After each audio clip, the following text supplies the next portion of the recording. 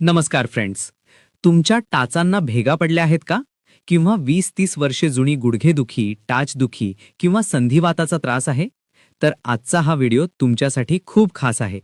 आज आपण कांद्याचा वापर करून एक असा घरगुती उपाय पाहणार आहोत ज्यामुळे तुमच्या भेगा रात्रीत भरून येतील आणि पाय अगदी मऊ होतील. यासाठी आपल्याला लागेल एक मध्यम आकाराचा लाल कांदा. पांढरा कांदा न घेता लालच घ्या. कांद्याचा पाचोळा काढून त्याचे थोडे मोठे तुकडे करून घ्या.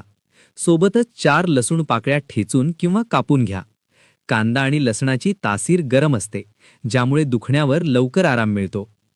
आताल्यात टाका 1 चमचा मेथी दाणे, जे सांधेदुखीसाठी उत्तम असतात. आल्याचा एक छोटा तुकडा बारीक करून आणि अर्धा चमचा ओव्याची पावडर.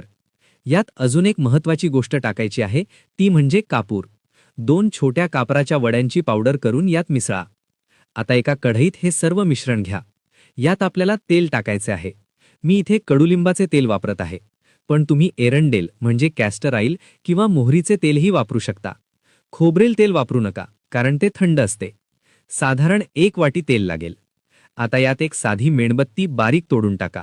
मेणबत्तीमुळे याला क्रीमसारखे टेक्स्चर येईल. हे मिश्रण गॅसवर गरम करायला ठेवा. जोपर्यंत कांदा पूर्णपणे लाल आणि खरपूस होत नाही तोपर्यंत हे शिजवायचे आहे. कांदा ओलसर राहिला तर तेल खराब होऊ शकते. मिश्रण तयार झाल्यावर गॅस बंद करा. हे थोडे कोमट असतानाच गाळून एका वाटीत किंवा डब्यात काढून घ्या. जास्त थंड झाल्यावर ते घट्ट होईल आणि काढता येणार नाही.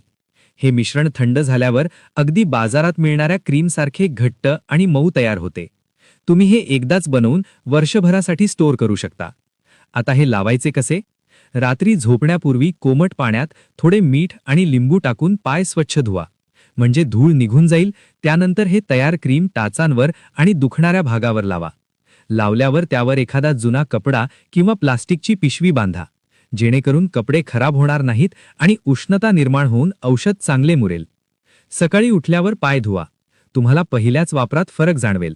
भेगा भरून येतील आणि पाय मऊ होतील. हा उपाय नक्की करून पहा आणि तुमचे अनुभव मला कमेंटमध्ये सांगा. व्हिडिओ आवडल्यास लाईक आणि सबस्क्राईब करायला विसरू नका. धन्यवाद.